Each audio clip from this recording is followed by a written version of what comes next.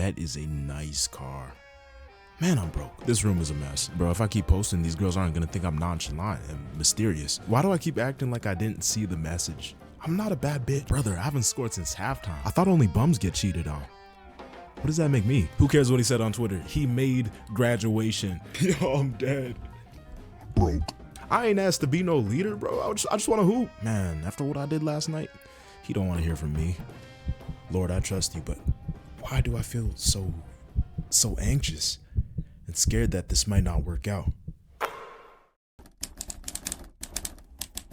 Overthinking and anxious thoughts are something that I still struggle with, not only as a college athlete, but just as a human being in general.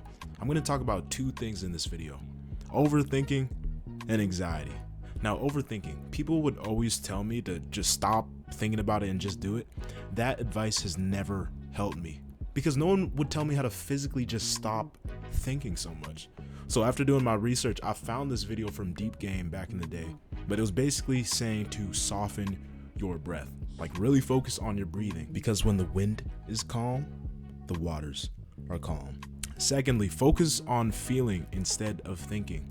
Like physically feel your feet on the ground, feel the grooves in the ball, because all that energy in the mind will naturally shift towards the sensations more than the thoughts.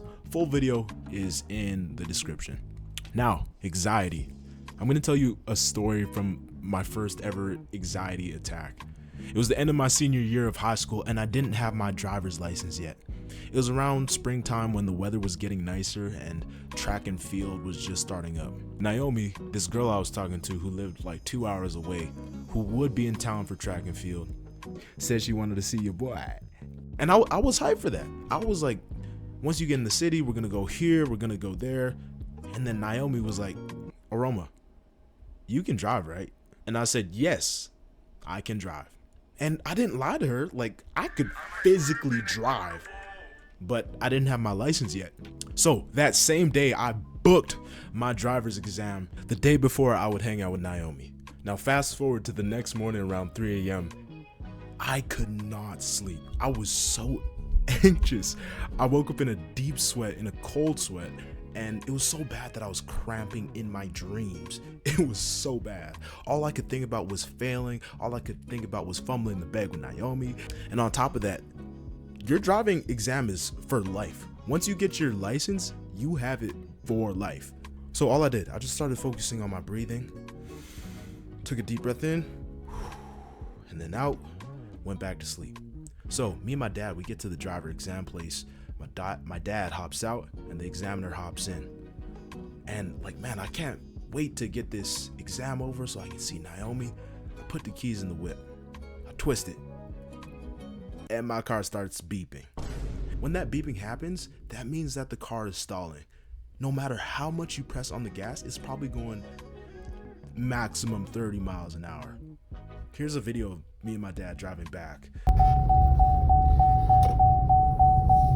Yeah. I was devastated because not only can I not get my license, I had to make some lame excuse to Naomi why I couldn't see her. I thought my life was over. Now, a year later, I did a scan of her socials and she was getting passed around.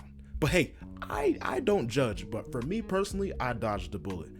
Man, even though that story was a bit crazy, it made me realize that like God's really protecting you. If you just trust in his plans are for the betterment of you and not to harm you.